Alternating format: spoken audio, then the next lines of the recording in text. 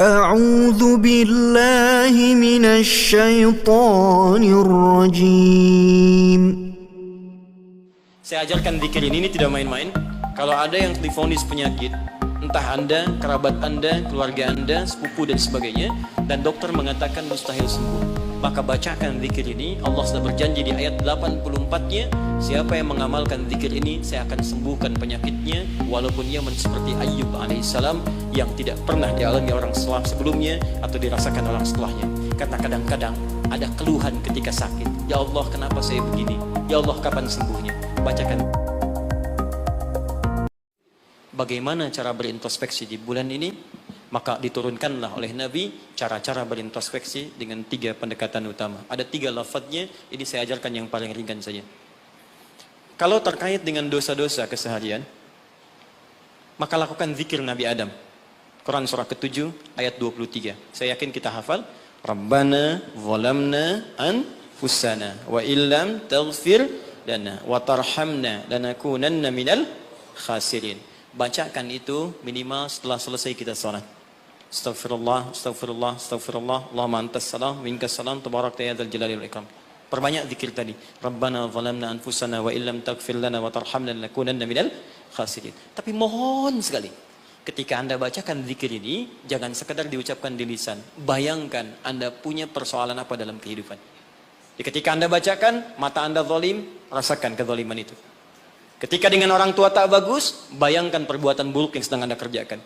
Begitu Anda bacakan, air mata Anda menetes, seketika ampunan Allah akan diturunkan kepada kita. Dan gugur perbuatan buruk yang pernah kita lakukan.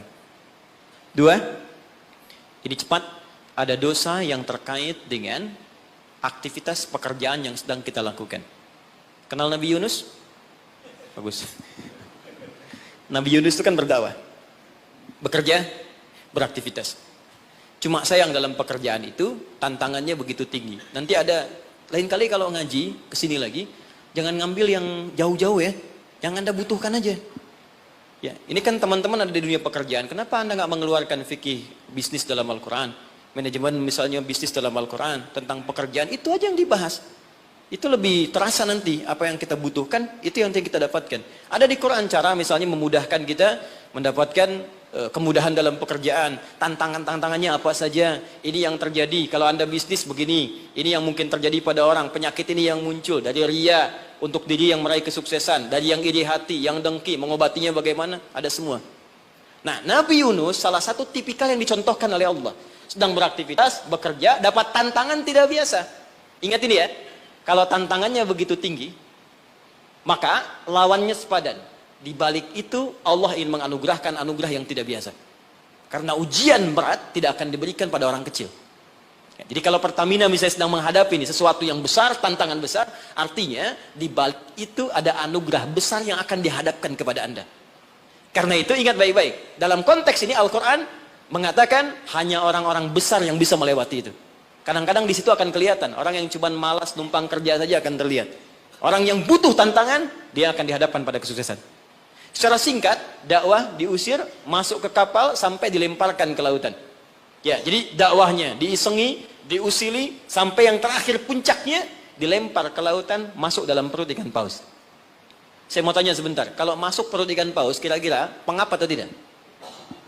Sudah pernah masuk? Pengap, gelap, sulit kan? Baik ya?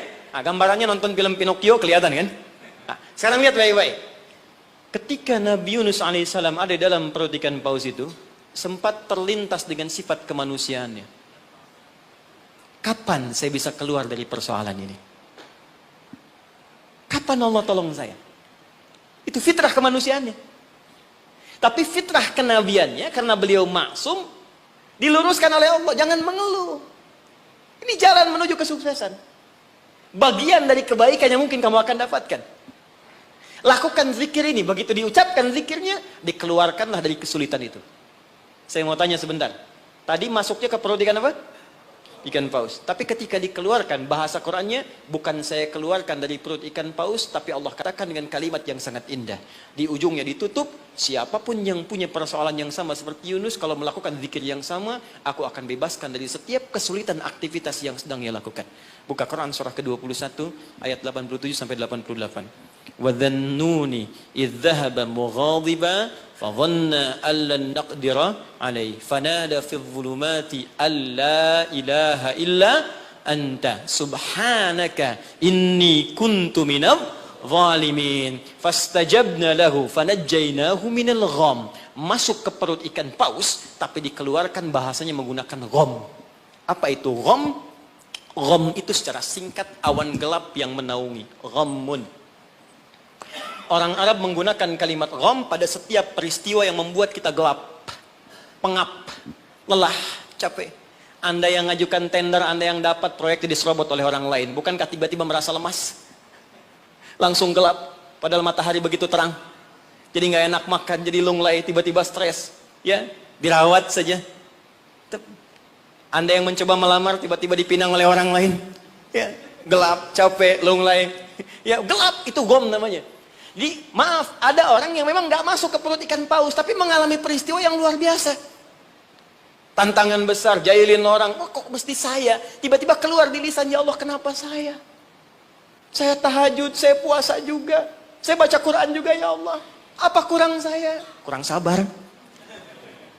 Ya, ternyata kadang-kadang terucap teman-teman sedang kerja, ya bebannya begitu tinggi, udah gali-gali, udah tahajud, minyaknya nggak dapet, ya, atau tiba-tiba sudah dibilang nggak dapet, terus diambil orang gitu. Apa yang harus dikerjakan? Itu pernah terjadi. Kata Allah, lakukan zikir Nabi Yunus alaihissalam. Ada yang salah dalam diri kita, yang ngatur itu Allah. Jangan mengeluh.